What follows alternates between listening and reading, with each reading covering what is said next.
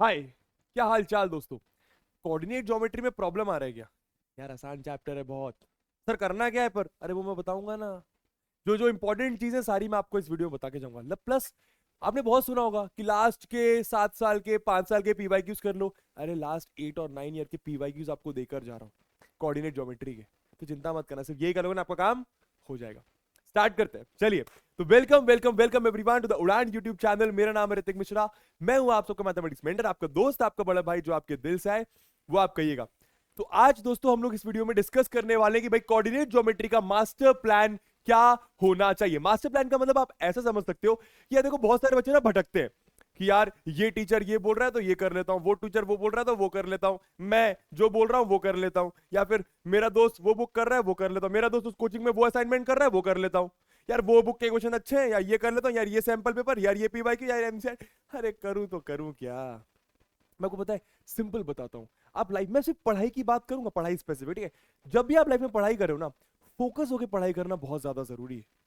Focus का मतलब क्या? भटकना नहीं है। ये भटकने में बहुत ज्यादा एनर्जी जाता है। एक ऐसा इंसान ढूंढो जिसपे आपको ट्रस्ट है, जिसपे आपको फेथ है। अब जरूरी नहीं कि वो मैं हूं, वो आपकी मर्जी है। देखो आपको डिसाइड करना, आपकी समझदारी है। समझो वो क्या बातें करता है, आप क्या उससे रिलेट कर पाते हो, क्या आपसे कनेक्ट कर पाते हो, क्या आपको लगता है कि वो सच कह रहा है। कहने का मतलब अगर आप पढ़ाई कर रहे हो, आपके पास एक मेंटोर, राइट मेंटोर होना बहुत जरूरी है, जो आपको गाइड कर दे।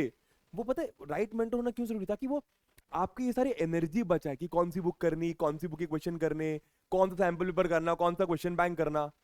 ठीक है, तो आज इस वीडियो में वही मास्टर प्लान मैं आपको देने वाला हूं कि भाई इतने से समय में ना कोऑर्डिनेट ज्योमेट्री तेरा हो जाएगा। इसके अलावा कुछ करने की जरूरत नहीं पड़ेगी। ये मेरा प्रॉमिस है, ये मेरा वादा है। एक बार अपना के देख। ठीक है, और इतना तूने अपना लिया ना, उसके बाद तू किसी भी बुक का कोई भी क्वेश्चन करेगा, अरे किसी भी बुक का, किसी भी कोचिंग का, देश में कोई भी क्वेश्चन करेगा, तुझे बनेगा। ये मेरा वादा, ये मेरा प्रॉमिस है। चलिए, तो क्या है मास्टर प्लान गुरुजी? अरे मास्टर प्लान सब बताएंगे, कहां से पढ़ाई करनी, कौन से क्वेश्चन करने, कौन से क्वेश्चन इंपॉर्टेंट है, सब बताऊंगा। पर उसके पहले सिलेबस समझिए जाए सीबीएसई के लिए। तो उसको यार मोटा मोटा कहूं ना, तो आप लोगों को 3 चीजें आनी चाहिए। आप लोगों को सबसे पहले तो बेसिक आना चाहिए। बेसिक का मतलब क्या?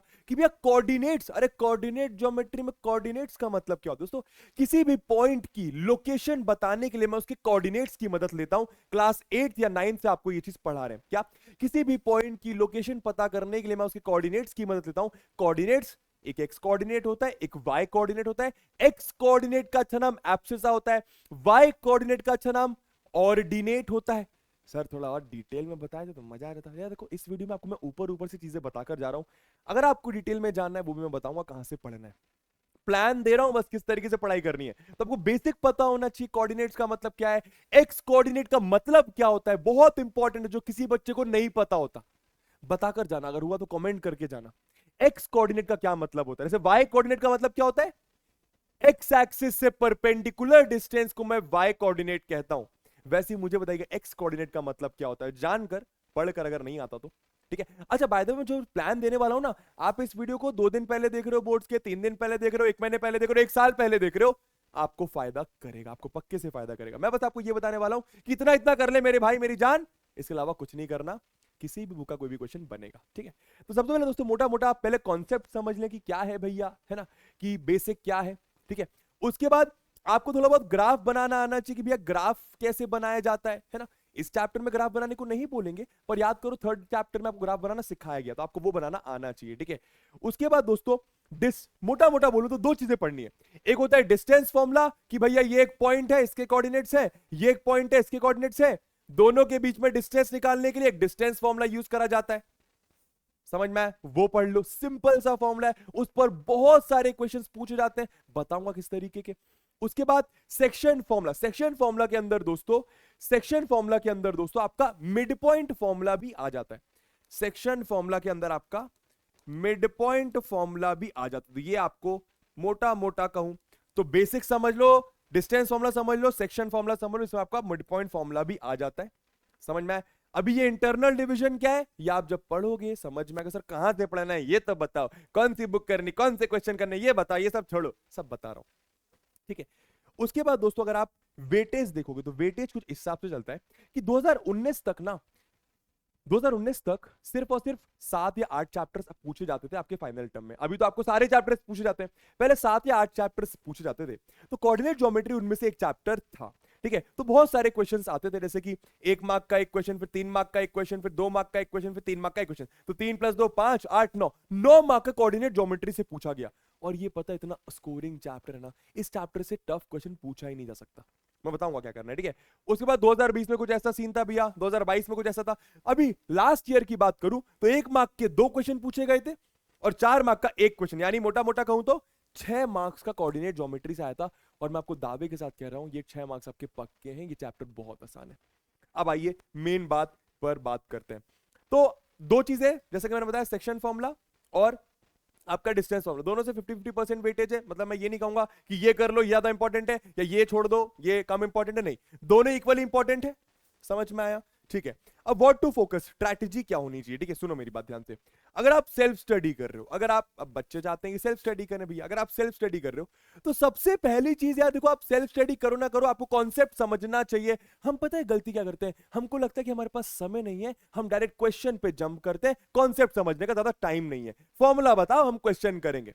ऐसा बहुत सारे बच्चे करते हैं, पर मैं बोलूंगा पहले कॉन्सेप्ट समझ ले मेरी जान। अबे आधे घंटे का भी कॉन्सेप्ट नहीं है, सिर्फ आधे घंटे concept, distance formula, section formula. Section formula समझने के लिए 2 क्वेश्चन कर ले, डिस्टेंस फॉर्मूला समझने के लिए 2 क्वेश्चन कर ले, कॉन्सेप्ट ही क्लियर हो जाएगा।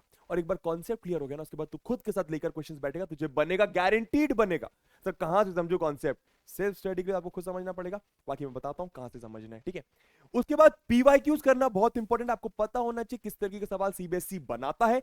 और एक और बहुत इंपॉर्टेंट बात, जो आज के वीडियो की सबसे इंपॉर्टेंट बात है दोस्तों, कुछ चैप्टर्स ऐसे होते हैं, जैसे कि अभी हाल ही में सीबीएसई ने पैटर्न चेंज करा, तो case study based questions, assertion reasoning questions पूछने लगा। केस स्टडी बेस्ड क्वेश्चंस कुछ पर्टिकुलर चैप्टर से आपको पूछे जा सकते हैं, और अच्छे केस स्टडी बेस्ड क्वेश्चन यहां से बनते हैं, कुछ टफ भी बनते हैं, ठीक है। जैसे कि आपका कोऑर्डिनेट ज्योमेट्री हो गया, अरिथमेटिक प्रोग्रेशन हो गया, आपका सम एप्लीकेशंस ऑफ ट्रिग्नोमेट्री हो गया, ये 3-4 चैप्टर ऐसे ना से केस स्टडी बेस्ड क्वेश्चंस बहुत बढ़िया बढ़िया बना सकता है सीबीएसई, बहुत बढ़िया बढ़िया। इनफैक्ट ये तो सबसे फेवरेट चैप्टर है उनका। तो मैं बोलूंगा इसके केस स्टडी बेस्ड क्वेश्चंस आप बहुत सारे प्रैक्टिस जरूर करके जाइएगा। सर कहां से करने ये भी बता दूंगा। प्लस अगर आपको नहीं समझ में, आप डायरेक्ट गूगल पे जाएं, आप डालें case study based questions on coordinate geometry, जिस भी चैप्टर का आप चाह रहे हैं, आपको बहुत सारे केस स्टडी बेस्ड क्वेश्चंस मिल जाएंगे। और मैं एडवाइस करूंगा कुछ टफ क्वेश्चंस करने की प्रैक्टिस जरूर करके जाना। टफ से मेरा मतलब जो शायद एक बार में आपका दिमाग कैच ना कर पाए, 2 बार में ना कर पाए, तीसरे बार में जरूर कर ले। इतना भी टफ नहीं कि कैच ही ना कर पाए, ऐसा नहीं होता, ठीक है। अगर आप सेल्फ स्टडी नहीं कर रहे हो, मैं सिंपल एडवाइस देता हूं, कुछ नहीं करना। कोई, अच्छा ये बाय द वे मैं आपको फोकस कर रहा हूं, फोकस मतलब कोई सैंपल पेपर नहीं, कोई ये नहीं, कोई ढमकाना नहीं, कोई फलाना नहीं, सिर्फ इतना कर लो, आपका काम हो जाएगा, ठीक है। इसके साथ चाहो, अगर समय है तो, अभी समय नहीं है तो बता रहा हूं, अगर समय है तो आप सैंपल पेपर भी लगा सकते हो सीबीएसई की वेबसाइट पर जाकर। सर कहां से मिलेगा ये बता देता, अच्छा लगता, आओ बता देता हूं। आइए भैया आपको मैं ये भी बता देता हूं। तो आप सबसे पहले यहां पर डालें सीबीएसई, क्या डालें भैया, सीबीएसई, ठीक है। सीबीएसई की वेबसाइट पे गए, अब देखो ये central board of secondary education, जो कि सीबीएसई का फुल फॉर्म होता है। उसके बाद दोस्तों आप गए एकेडमिक, ऐसा कुछ आपको दिखाई देगा, आप गए एकेडमिक वेबसाइट पर, आपको मैं सैंपल पेपर दिखा रहा हूं। अब सोचा यहाँ पे करिकुलम में जाके आप अपना सिलेबस चेक कर सकते हैं, क्या आपका सिलेबस आ रहा है, ठीक है। उसके बाद यहाँ पे आपको शायद सैंपल क्वेश्चन पेपर दिखाई दे रहा होगा, नहीं दिखाई दे रहा, थोड़ा बहुत आप समझ जाओगे। सैंपल क्वेश्चन पेपर पे जाओ, उसके बाद देखो यहाँ पे, अगर आप मान लो 2023-24 का चाहिए, 2022-23 का चाहिए, 2021-22 का चाहिए, ये सीबीएसई अपने हर साल बोर्ड के पहले सैंपल पेपर रिलीज करता है, और इसी के आसपास वो क्वेश्चन पैटर्न देता है, क्वेश्चन पेपर बनाता है, क्वेश्चन का लेवल बनाता है। तो अब ये कुछ कुछ क्वेश्चन पेपर प्रैक्टिस कर सकते हैं। मानो से मैं इस क्वेश्चन पेपर पे गया, और class 10th, obviously class 12th में तो नहीं, अपन क्लास 10th पे गए। अगर आप बेसिक के हो तो आप बेसिक पे क्लिक करो, अगर आप एडवांस के हो तो स्टैंडर्ड के हो तो स्टैंडर्ड पे क्लिक करो। तो जैसे मैं स्टैंडर्ड का हूं तो स्टैंडर्ड पे मैंने क्लिक करा। अच्छा उसके बगल में उसके सॉल्यूशन भी मिल जाता है, अच्छी बात ये, आप ये ऐसा देख सकते हो क्या पेपर है, ठीक है। समझ में आया, तो ये आपके सैंपल क्वेश्चन पेपर। चलिए अब बैक टू द गेम भैया। अगर आपको सेल्फ स्टडी नहीं करनी भी, आपको लगता है कि मेरे को कोई एक चीज एक जगह पे सब कुछ बता दे, तो वन शॉट लेक्चर से अच्छा कुछ नहीं होता, लेकिन वन शॉट भी ढंग का लेक्चर। आप खुद सोच के देखो मेरी जान, अगर देखो यार, मैं ये नहीं कह रहा कि 1.5 घंटे का वन शॉट होगा तो उसमें शायद आपको ज्यादा नॉलेज नहीं मिलेगा, बच्चे बच्चे पे डिपेंड करता है। पर अगर आप चाहते हो कि एकदम बेसिक से एडवांस तक सब कुछ हो जाए, कुछ करना ही ना पड़े, बहुत सारे क्वेश्चन हो जाए, तो आप लंबा वन शॉट उठाइए, जिससे आपको फायदा मिलेगा। बाकी आपकी मर्जी, जिस भी टीचर से आपको सूटेबल लगता है वो कर सकते हैं, ठीक है। सिर्फ वन शॉट लेक्चर देखो। चलिए भैया अब ये लास्ट 8 ईयर के पीवाईक्यूज स्क्रीनशॉट ले लीजिएगा अगर आपको लगे, बाकी आपको पीडीएफ पीडब्ल्यू ऐप में फ्री में मिल ही जाएगी। तो ये लास्ट 8 ईयर के पीवाईक्यूज है, ये तो करके ही जाना। अगर लास्ट के 5 मिनट या फिर मतलब लास्ट के 2 घंटे या एक दिन पहले वीडियो देख लो, लास्ट के 8 ईयर पीवाईक्यूज करके जाना, बहुत ज्यादा चांस है यहीं से क्वेश्चन पूछा जाएगा, बस वैल्यूज चेंज रहेंगी। तो ये कुछ है भैया क्वेश्चंस, देख लीजिए आराम से, ये कुछ क्वेश्चंस आराम से देख लो, ये कुछ क्वेश्चंस, ठीक है, बहुत छांट छूट के लेकर आया हूं और सारे लास्ट 8 ईयर के पीवाईक्यूज हैं ये, ठीक है, जो कोऑर्डिनेट ज्योमेट्री से पूछे गए हैं और आपके 2 ये बचे, ठीक है, देख लो आराम से, ठीक है। बाकी पीडीएफ आपको मिल जाएगा, मैं आपको एक बार और दिखा देता हूं। देखिए भैया, ये आपका पहला पेज, ठीक है, ये आपका दूसरा पेज, ये आपका तीसरा पेज, ये आपका चौथा पेज, क्योंकि बच्चे स्क्रीनशॉट लेने को कहते हैं इसलिए मैं हट गया। अच्छा, अब इन पीवाईक्यूज में मुझे एक पर्टिकुलर तरीके के क्वेश्चंस नहीं मिले, तो वो क्वेश्चन मैं आपको अपनी तरफ से देकर जा रहा हूं कि उस तरीके के सवाल हो सकता है सीबीएसई अगर लेवल इंक्रीज करता है क्वेश्चन का तो आप लोगों से पूछे। ये कुछ 5 क्वेश्चंस मेरे साइड से, ये 4 क्वेश्चंस प्लीज ये करके रखिएगा, करना है ये। सर इसका सॉल्यूशन मिल जाता तो अच्छा लगता, बता दूंगा कहां पर है, ठीक है, ये है और एक ये क्वेश्चन, ठीक है, समझ गए। अगर हुआ तो इसका आंसर मुझे कमेंट बॉक्स में ही करके जाना, इसका इस क्वेश्चन का आंसर कमेंट बॉक्स में, ठीक है, समय मिले तो।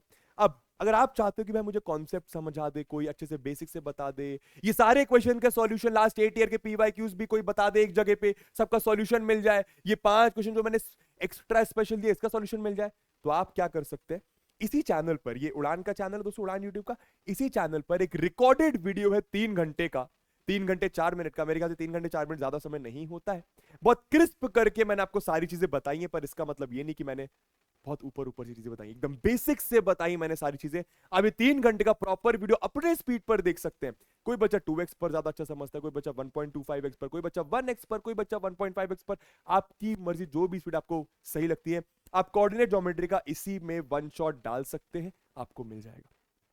समझ में आया?